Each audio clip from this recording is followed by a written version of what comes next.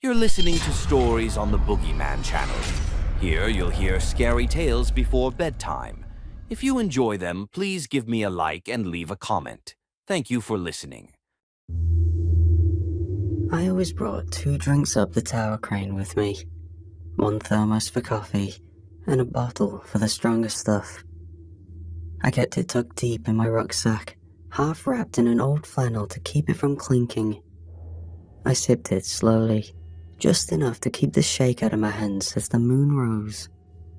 And up there, above the trees, no one could see. The shakes had gotten worse since I came out here. I wasn't proud of it. But you sit up in a steel box 140 meters off the ground with nothing but wind and birds for company. Eventually, you'd need something to pass the time. I had a book my daughter Ellie gave me on my lap. A stiff little paperback called Field Guide to North American Cryptids in bright red lettering. It was clearly a kid's book. She'd handed it to me during my last visit back in Truro and said it was to keep me company. I laughed and told her she was nuts, but she just rolled her eyes and said, "You'll read it when you're bored." She was right. When I first opened it, there was a yellow sticky note in a handwriting stuck on the front page. It read, "Don't get eaten, Dad. You're too grumpy for that." Her mom doesn't let me see her much, not since the hearing last year. I missed a couple of pickups while working out west and couldn't get back in time, and she used that to file for full custody. She's not wrong to want stability for Ellie. I get that. But I'm trying. I really am. I take these jobs so I can pay what I owe for child support and legal payments, and maybe show the court that I'm not some deadbeat in a hard hat. The best paying ones mean coming all the way out here and sleeping in a trailer 6 nights a week.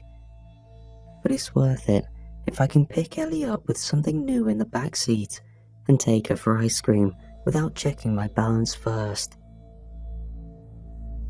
The past few nights have been colder than expected. I pulled the bottle from my pack and took a swig.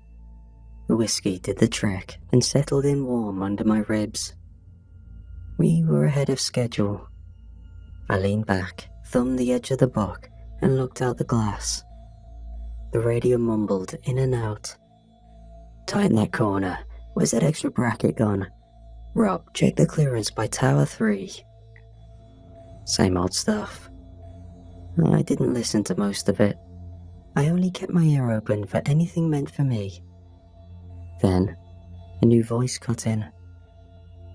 "Hang on, there's something down by the tree line." Another voice crackled back. "What do you mean?" I sat up, frowning. Lights near the equipment trailers were still on, stretching long shadows into the brush. It could have been a moose, maybe a black bear, but the voices on the radio didn't sound calm. "Movement by Tower 4. You guys seeing that?" Then came static. "Geez, what is that?" It cut off. Panic bled through. "There's something out there. Something's moving. Mark, pull back. Now. I said pull." I stood so fast the book slipped off my lap and hit the floor. I leaned over the controls, fingers smudging the glass, breath fogging the inside. I wiped it with my sleeve and squinted hard, too far to see faces. But I saw movement. People were running. One figure took off past the prefab stack, then something else broke out of the dark behind him. Low to the ground, fast. I tackled him, limbs flying. I couldn't see much, but the thing looked nothing like the workers. Someone else came running in to help. The thing intercepted, lifted the guy clean off his feet, and slammed him into the floodlight tower. It collapsed with a clang, smashed into the fuel cage. Then there was fire, bright and fast. Flames jumped from tarp to tire to trailer. The crew scattered, the thing followed. It tore through the camp, And even from up high, I could tell it wasn't just chasing, it was hunting. More screams crackled over the radio. One was just a name, over and over. Another came through crying for help. Then a wet, cracking noise. And silence. Then I saw it stop. Just for a second. The thing was crouched near the last standing fuel drum, half lit by the flames, and it lit it up. Elbow joints too high. There were no clothes or gear I could make out. It looked like it had huge antlers. It stayed low, almost coiled, but when the fire crept closer, it reared upright, took one step back, and crawled forward again on all fours. As the fire surrounded my tower, the thing backed up to my ladders and was so far below me I couldn't see it anymore. I stepped back from the glass, heart pounding, then moved to the rear door, the one that covered the ladder access. I flipped the lock and pushed it open a crack. There, way down the steel spine of the tower, was something moving. It climbed, slow but steady, hooking each limb over rung after rung. Smoke hit me in the face. It was thick and full of heat. I doubled back, coughing. My eyes watered, and slammed the door shut. My hand slipped on the latch, and I locked it again. I wiped my mouth and searched the cabin. Strapped to the side panel was a fire extinguisher, one of the heavy steel canisters, dented at the top. I thought if I could get a clean hit from this height, it might cave the thing's skull in. The fire would die down eventually, or help would come. I could wait it out, climb down once the smoke cleared. I snapped the clips and pulled it loose, cracked the hatch again, and leaned out. I lined up with where it was on the right side, aimed for that spot, and dropped it. I snapped the hatch shut, stopping the smoke from pouring in, and watched through the glass as the red cylinder fell briefly before it ricocheted off one of the support bars and spun once in the air. Then it clattered like a coin down a drain and tumbled somewhere out of sight. Near the bottom, the creature was frozen, one long limb hooked on the ladder rail, the other hanging loose at its side. I could see its head tilt, slowly, until it was looking up. Its face, if you could call it that, was bone. From the colour, I could tell it had no skin, no muscle. The shape was too long and narrow to be anything human, and it appeared more like a deer skull, but longer, with black sockets I couldn't see from here. The antlers weren't wide like a buck. They clawed back, thin and spun like charred branches. Even with the smoke and distance between us, I knew it had only just noticed me. I stumbled back. My shoulder cracked into the wall. I searched the cabin for anything heavy like my rucksack, the radio box, even the goddamn swivel chair if I could get it loose. But there was nothing here that would hold against something like that. My hand shook as I snatched the radio and clicked the receiver, already backing toward the front window. Anyone copy? I swallowed hard. This is Marcus up in Tower 1. Is anyone there? Only static came back, and there was a slow clicking of hiss. I tried again. Anyone alive down there? Someone answer me. Someone. No, something is climbing the goddamn tower. I turned and looked down again, hoping, just hoping for some movement, some sign of life among the smoke and flames. But there was nothing. Then Kyle came to mind. 3 days ago, we'd been eating lunch out behind the trailer, sitting on the edge of a pallet stack with our boots in the dirt. He was younger than me by decades, with fresh boots and fresh gloves, and still called the foreman sir, like it was his first camp. He nudged me with his elbow while I was halfway through a sandwich.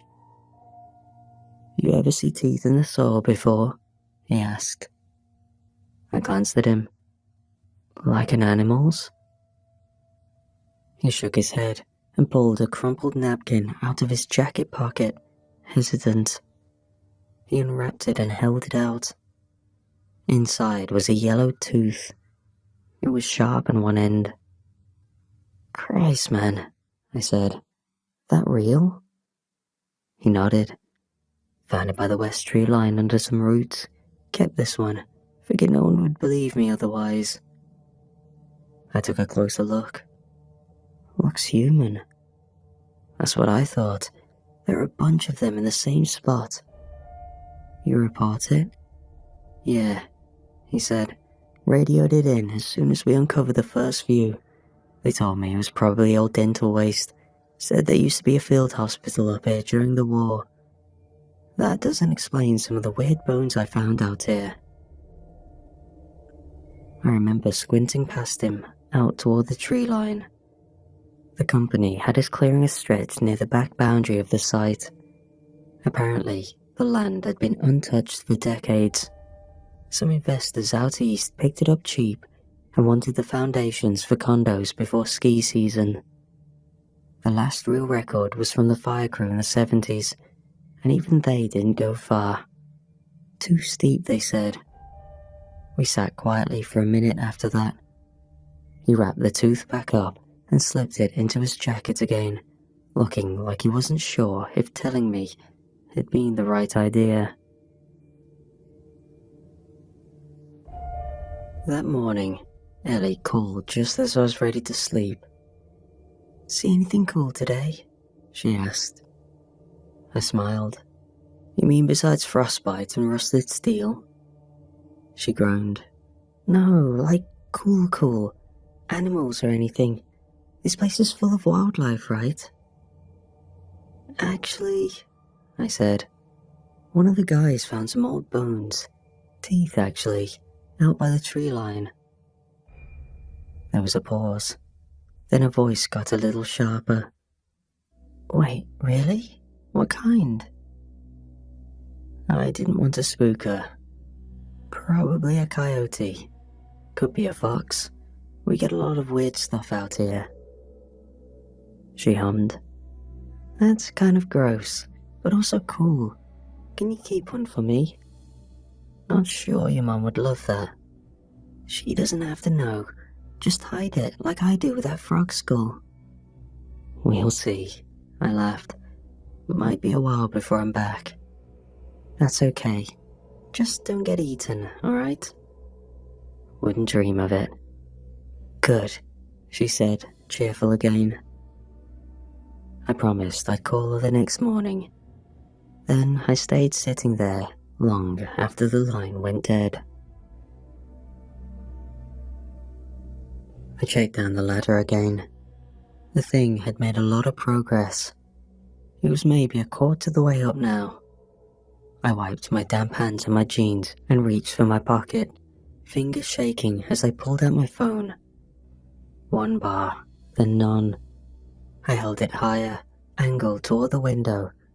Then I unlocked the screen, thumbed 911, and hit call. There was a crackle and some words in between. "Emergency, hello?" My stomach flipped. Yes, I'm here. My name's Marcus Holt. I'm at a tower site off range 6. There's something down here. People are dead. It's coming up the crane. I need help. Location. Say again, you're... Alberta, north of Jasper. It's a lease site. Tower install. You need to get someone out here now. There's a fire, and something is climbing. The line fractured. There was a low pulse of static. Then nothing but random words. "You repeat? Climbing?" I pressed the phone tighter to my ear. "Yes, it's climbing. I'm at the top. I'm trapped. You have to... Hello? Can you hear me? Hello?" I stared at the screen, and after a few moments of silence, I hung up and tried again. This time, I couldn't hear anything. I lowered myself onto my chair, let the phone drop in my lap, and stared at it. My chest was tight, and I couldn't seem to breathe right. My hand trembled as I reached for the bottle again and took a small sip. It didn't help much. Everything was shaking now. The glass, my legs, the whole damn cab felt like it was trembling under me.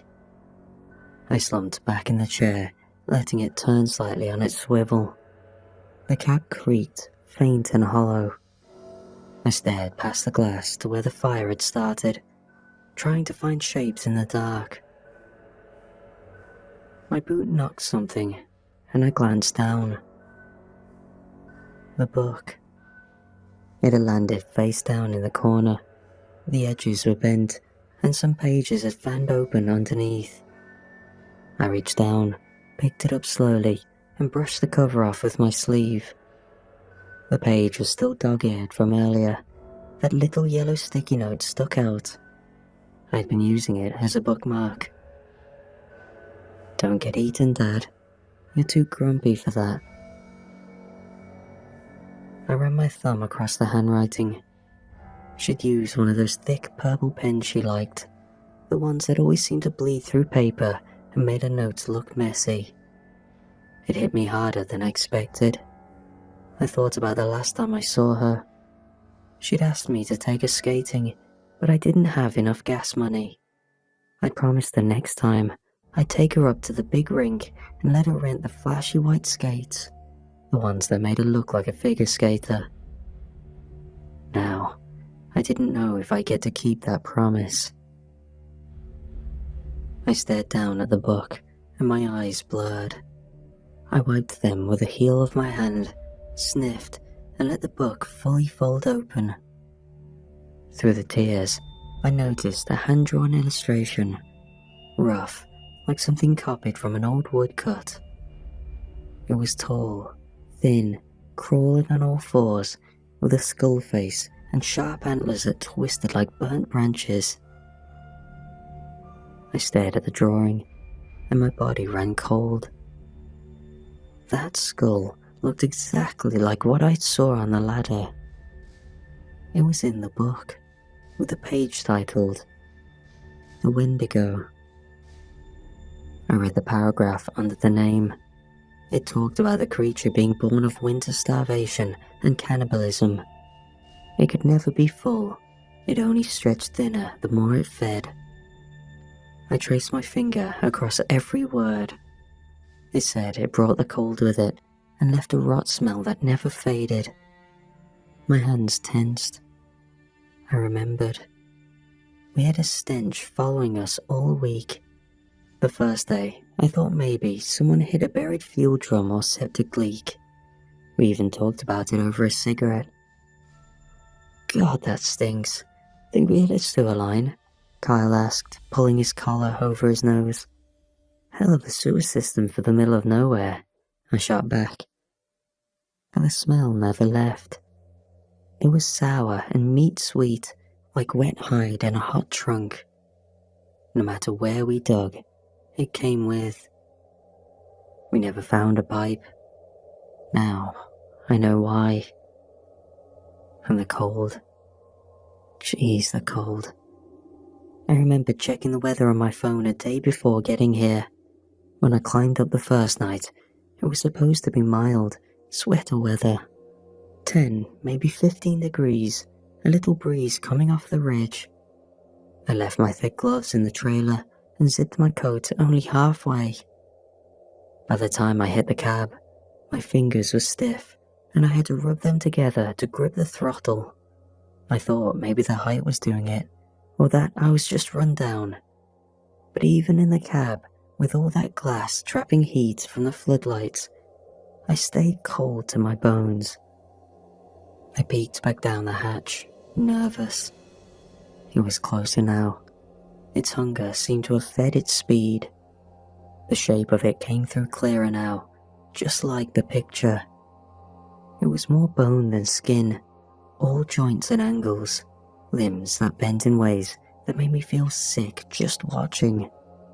Its spine stuck out like a ridge of knuckles, and its ribs strained under something thin and grey that might have once been flesh. Its head would tilt unnaturally to the side every few rungs, like it was sniffing me out. My body went soft all over. My hands were wet with sweat, but still freezing cold. I pictured the thing making it to the top, but I quickly got that idea out of my head.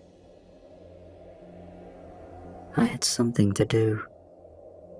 I reached for the book, and I frantically scanned through the pages. "Come on," I muttered. "Come on, come on." My eyes dropped to the next paragraph. My fingers gripped the page tight, almost tearing it. I was desperate for anything that might stop it. "Folklore varies by region," it read, "but many accounts agree the creature has an aversion to fire and can be stopped by burning it to death and/or carving out its icy heart." I blinked, reading it twice. I'd watched it tear through those men like paper, wild and frenzied. But then it stopped, just for a second, right when the flames roared and surrounded my crane. It hadn't just turned away. No, it had recoiled from the heat. And now, looking back, God, it hadn't been climbing the crane for me. I felt a sick pull in my gut. The fire had been closing in fast, licking through the trailers, pushing smoke through the treetops, and circling the base of the tower. It didn't charge straight for the ladder until after the flames got too close. It had gone up the crane because it had nowhere else to go. I stood there, book in one hand, mouth dry, and suddenly wanted to put my fist through the glass. If I hadn't dropped the goddamn extinguisher, if I just stayed quiet, maybe it would have climbed halfway up, then waited it out. Maybe it would have crawled back down once the flames died. There was a chance it never would have known I was up here. I stared down at the hatch door, my chest rising too fast, my breath catching every time it hit the back of my throat. I kept looking for something, anything I could use. The extinguisher was gone. The radio was useless.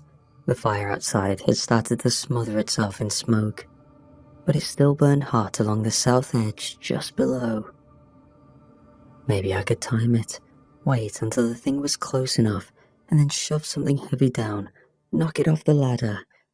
It'd fall a long way, bounce off every steel bar on the way down. Maybe the fire would finish the job. But what the hell did I have to use? The chair wouldn't fit through the hatch, and even if it did, I wasn't strong enough to swing it without the thing grabbing me first. My rucksack was too soft, and the toolbox was bolted to the floor. I had nothing solid enough, nothing sharp enough, nothing that wouldn't guarantee it tore through me before I got the chance to lift it. The truth hit me then, real and raw. There was no fighting this thing head on. I raised my bottle again, hands trembling, and took a swig in hopes it would calm my nerves. But the second the liquor hit my tongue, I stopped. My jaw clenched. I spat it back into the bottle and coughed hard, then stared at the bottle in my hand. There was still at least half left, and for the first time, I really looked at it. It was flammable. I held the glass tighter. Could I? Would that work? I'd seen Molotovs in movies, through broken up riots on the news. I remember seeing dumb kids in balaclavas throwing them at squad cars. It was just alcohol, right? Something strong with a rag and a flame. Was it that simple to make one? Would it explode? Just burn? Could I even get it lit fast enough before I blew up? I pulled a lighter from my pocket.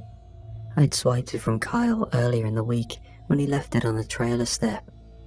It had a scratched up image of a girl in a bikini, all glossy lipped. I hadn't meant to keep it, but it reminded me of the old lighters from the early 2000s, and I'd lost mine earlier. For the first time since this all started, a plan began to form. Not a good one, but it was something. Okay, I whispered to myself. I pulled the flannel from my rucksack and dug a knife from the side pocket of my bag. I hacked a strip from the tail of it and jammed it into the mouth of the bottle, pushing it down far enough to soak up the whiskey. I tilted the bottle, watching the liquor run down the cloth, watching it darken and cling. I heard it get closer. Its screaming got louder and louder as it pulled itself up. I would have to work quickly. I fumbled with the lighter. My fingers were too wet and shaky to keep it alight long enough. I had to rub it on my pants to get dry enough to catch. Small but steady, the flame bloomed, and I turned to the hatch. I flung it open and leaned out, nearly gagging from the heat and smoke that rolled back in. I looked down and saw it very close. It would be up in minutes. My hands moved before I could think. I held the lighter to the soaked cloth. The flame caught fast, rushing up the rag. "Come on," I whispered. I raised the bottle, aimed, and threw. It fell for maybe 2 seconds. That was all. Then it exploded against the side of the creature's skull. The glass shattered and flames surged. The whiskey caught and ran down its neck and shoulders in rivulets, clinging to the skin like oil, and the fire soon followed it. The Wendigo screamed a high, gurgling howl that punched up and bounced off my cab's walls, bursting my eardrums. I watched, terrified, as it slipped, caught itself again, and clung tight. But the fire didn't stop. The flames crawled over its back, igniting it all over. He shrieked again, and I held the edge of the hatch with both hands, knuckles white, praying it would let go. It looked like it might climb through the fire, like nothing could stop it. For a second it just hung there, limbs twitching, and every tendon stretched and screaming. One hand lost its grip first, then the other. The legs slid off the rail, and then, like something snapping loose in its mind, it dropped. I watched it fall. Its limbs caught the steel on the way down, bouncing, spinning, ribs snapping loud enough to hear through the wind. It cartwheeled end over end, trailing smoke and sparks where the fire still clung to it until it disappeared out of sight. Below, the fire still surrounded the steel of my crane, slower now, choking itself in its own smoke. I could hear pops from the tires going off in the equipment yard, one after another, like dull firecrackers. Then, just the wind, the creak of metal cooling, the low, distant whine of something electrical shorting out. I closed the hatch, leaned back with my head against the cold wall, and let myself shake. Every inch of me felt wrung out, like I'd been running a fever for hours, and finally crashed. My hands smelled like burnt cotton and cheap whiskey. My mouth was dry enough to crack, and somewhere in the back of my mind was the thought I couldn't push down. That thing might not be dead. I sat there, trying to slow my breathing, listening for even the smallest noise. A clang, a footfall, anything. Nothing came. I don't know how long I sat like that. It could have been 5 minutes, it could have been 50. Time didn't matter much after what I just lived through.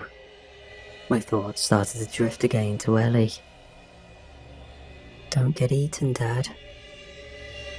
God, what would she think if she knew how close I came? Maybe I'd win some Father of the Year award.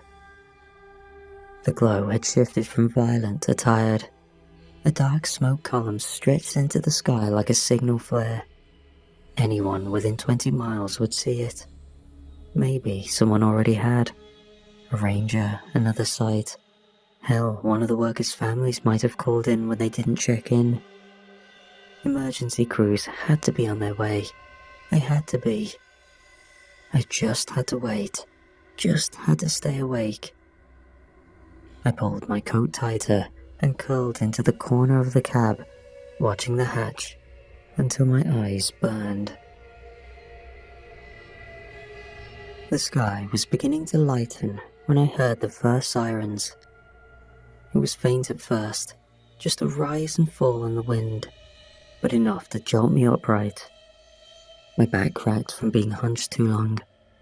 I crawled to the window and pressed my forehead against the cold glass. Flashing lights cut through the trees below, bouncing off smoke and debris. A few figures in high-vis jackets moved through the wreckage with flashlights and radios. I could see a fire crew trying to smother the remaining flames and someone pointing toward the base of the crane. But none of them looked up. Once I was sure it was safe, I grabbed the hatch handle and stared down. The steel rungs dropped away beneath me, some slick with dew and ash. The whole ladder felt smaller now. The first few rungs were agony. My knees were jelly. My palms slipped twice, and each time I froze and clung tight, breathing so fast I felt like I might pass out.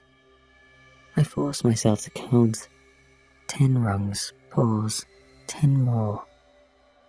When I was maybe halfway down, one of the responders looked up. "Hey, we got someone on the tower." Voices multiplied.